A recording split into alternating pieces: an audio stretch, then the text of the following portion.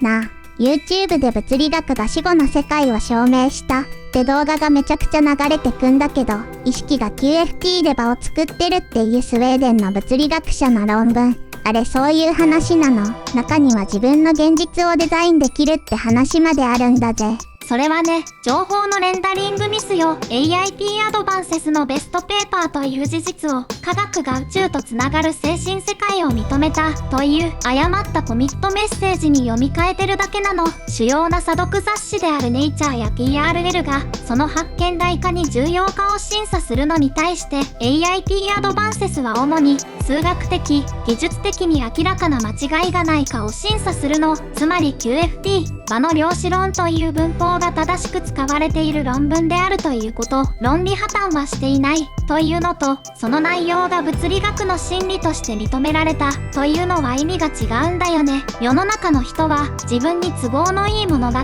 レイヤーさんを上書きして喜んでいるけれど、論文に書かれているグローバル意識プロジェクト GCP、ESP は再現性のない疑似科学として主流派からはとっくにパージされている領域。そして 3PS シドニーバンクスは心理学、非科学者たちによる領域の枠組みなので、それを宇宙のレイヤー0にリンクしようというのだからとても筋が悪いの。冷静に物理学的な観点から見れば、死は再統合だという主張を、死後の世界を観測するプロトコルが存在しないのに、どうやってデバッグ、証明あるいは反証するのかとなるの。ホイーラーやサスキンドといった物理学界のメインカーネルたちとどう考えても混ざらないんだよねこれ。ストローム教授はナノテクノロジーの世界的権威だぜ。そんなこと言っちゃっていいの？私は同じレイヤーで物語創作してる人たちと対等よ。言いたい放題言っていいじゃない。私に言わせれば、この論文はその権威性に 100% ものを言わせただけのポエムなの。意識がローカル PC の実行プロセスじゃなくて、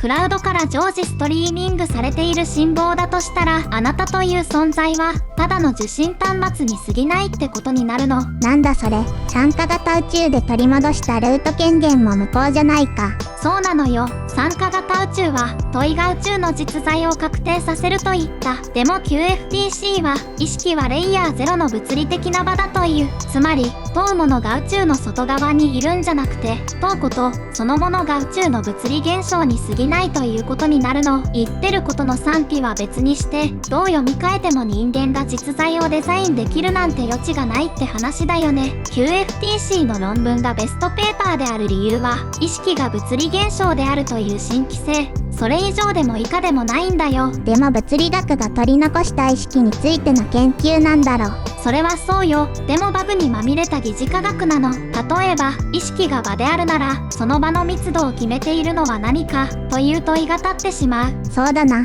光子や電子やヒッグス粒子の場と同列にするなら、意識の粒もないとおかしいんだぜ。そうなの。話それちゃったけど、それがラムダ、宇宙港の呪いと同じ問題としてつながってくるのよ。宇宙の加速膨張の謎の力だろ。QFT が真空エネルギーの総量で計算したら宇宙壊れたってやつ。そう。おさらいするね。宇宙は今も加速膨張している。その膨張を駆動しているエネルギーを宇宙港ラムダで示しているってことで、その正体については未だ不明なの。ラムダのそもそもはアインシュタインが一般相対性理論の方程式に付け加えた宇宙を安定させるための反重力としての定数ね。ハッブルの観測で膨張していることが確定した時に、一度はアインシュタインが最大の失敗として自ら取り消したけど、1998年、超新星の観測により宇宙が加速度的に膨張していることが発覚した際に、宇宙を加速膨張させる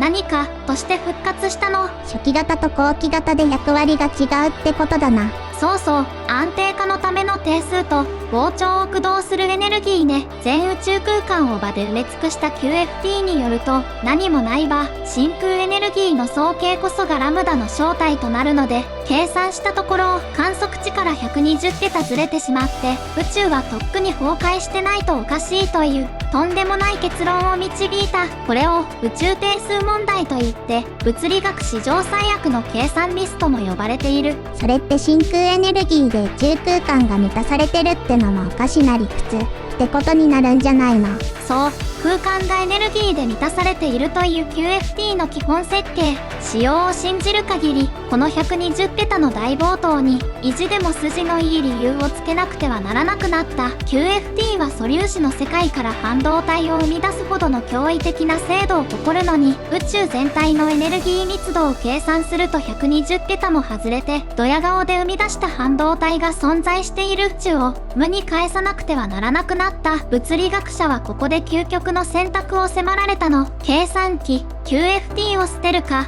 それとも世界一途の見方を変えるか。そこで何十年もかかって足し算で積み上げてきた QFT を捨てるくらいなら実用性をとって禁じでいいやと、物理学がまた仕様で満足してしまったというこのシリーズの出発点だな。そう、これが QFT が EFT、つまり有効場理論に格下げされた最大の根拠でもあるのよ。では、その一途の見方を変えたホログラフィック原理はこの問題にどう答えるのか。おう、待ってたぜ。やっと本題なんだぜ。でもその前に一つ聞いていいか。何かしら。そのダークエネルギーの観測値っての、正体不明なのにどうやって測って、数値が合ってるとかないとか比較するんだぜ。まあ当然の疑問よね。まず、加速膨張という現象そのもの、宇宙の膨張する速度や加速度を観測するの。そしてそこからこれだけの加速を引き起こすには、空間1立方メートルあたり、どれくらいのエネルギー、積力が必要かを逆算するわけ。するとラムダは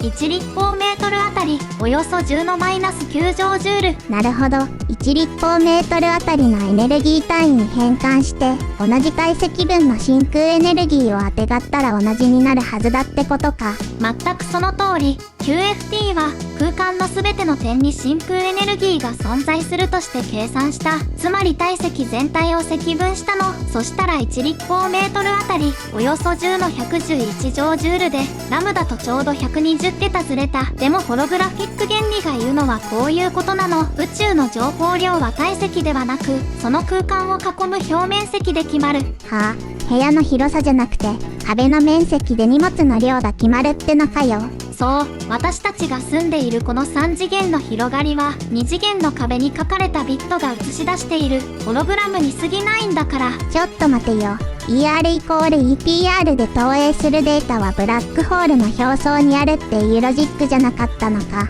なんでいきなり壁の内側の話になってんの？それはね、ブラックホールの見かけの問題なんだよね。惑星のようなまん丸な天体だと思ってるからややこしくなっちゃうの。ブラックホールを宇宙の欠損空間と考えると、加速膨張する全体の外側と同じ計算不可能な特異点、つまりデータが書き込めない領域。物理学の視点で見ればその2つに本質的な違いはないのよ。じゃあ銀河の中にあってもブラックホールは宇宙の果てってことか。そうそう、宇宙の果ての壁も銀河の中の穴ぼこ、ブラックホールの表層もシステム的には3次元の一等、2次元のビットとして保存している境界線という全く同じ役割のストレージなのよ。ブラックホールは宇宙の外に直結してるクソでかいワームホールってことか。だからブラックホールの表層は宇宙との境界線の壁になるんだな。そういうことなの。つまり QFT は積分する次元を間違えて宇宙を大爆発させたって話なの。ラムダが指しているのは空間なんだからということで、QFT は次元の体積でラムダを計算しておかしなことになったんだけれど、ホログラフィック原理では空間はエネルギーに満たされた 3D 現象ではなく 2D データから創発された映像に過ぎないので、空間を満たす物質量ではなく2次元のデータの総量、つまり表面積で計算したその 2D の画面に書き込める情報量の最大値を計算したのがベッケンシュタイン・ホーキングのエントロピー式 S イコール 4G1 バー分の KBC3 乗 A。表面積 A が大きいほど格納できる情報量 S が大きくなる。つまり宇宙が格納できる情報の総量は宇宙の境界線の面積で決まるのよ。さっきの1立方メートルに対してその立方体の表面積を求めれば、それがそのままその空間に存在できる情報量の上限になる。そしてさらにこの式が示すのは宇宙の情報密度には上限があるということ。QFT が無限大を叩き出したのはこの上限を無視して計算したからなの。なるほど。QFT が120桁の冒頭という驚異的な大記録を出したのは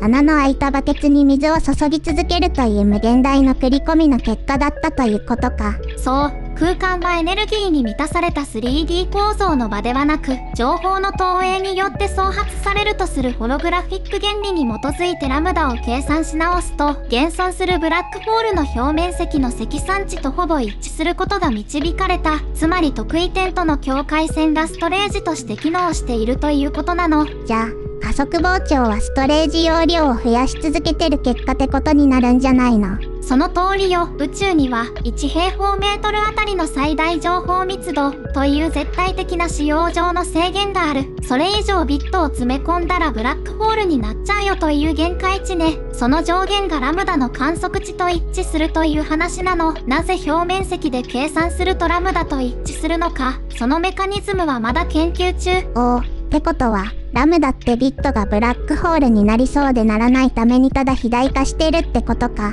ビットがブラックホールの表層に張り付いてるってことは、ビットがブラックホールに落ちて完全にゴミ化する寸前の状態にあるってことだろ。そう考えるとラムダがブラックホールの表層のデータ流と一致する理由になるじゃん。答え出たようなもんなのに随分慎重だな。鋭いわね。答えはもう目の前にある。でもね、物理学者が慎重なのは、サーバーの仕様が違うからなの。ホログラフィック原理が数学的に 100% 証明されたのは ADS 空間っていう、ラムダがマイナスの、いわばデバッグ専用の仮想環境の中だけなのよ。ラムダがマイナス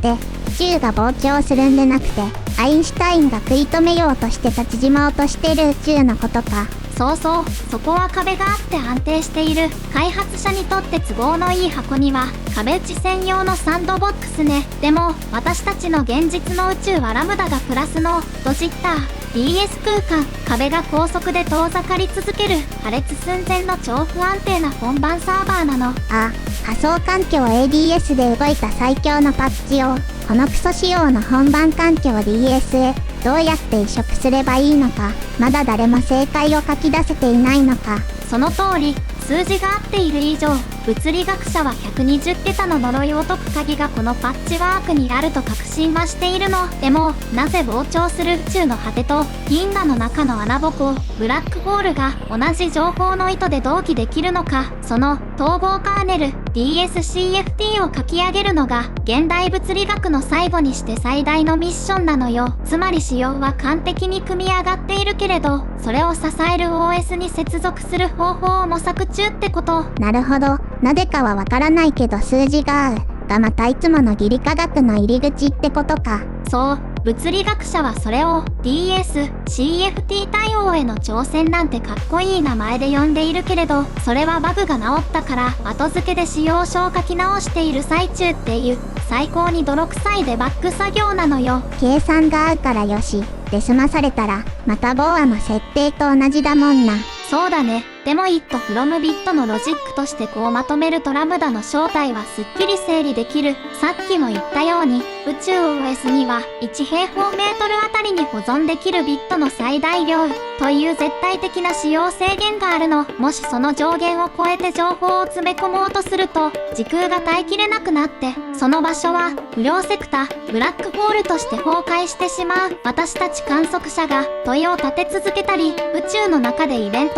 デコヒーレンスが起きたりして情報のビットがどんどん増えていったらどうなる？ブラックホールだらけになって最終的に穴ぼこしかない宇宙になるってことか。正解。だから宇宙 OS はシステム全体の情報密度を使用の範囲内に収めるためにキャンバスである時空を外側に押し広げるという処理を走らせるの。なるほどな。宇宙の膨張速度とブラックホールの表面積、情報の受け皿の合計が一致するのは同じ使用制限ビットの上限を守るために OS が同期して動いているからなんだな。その通り。ブラックホールが広げているのでもラムダという謎の物質があるわけでもないの。すべては情報の密度を一定に保つというたった一行のコードを実行するために宇宙が膨象徴というパッチを当て続けているという解釈、そして仮説、つまりこれはレイヤーさんの物語。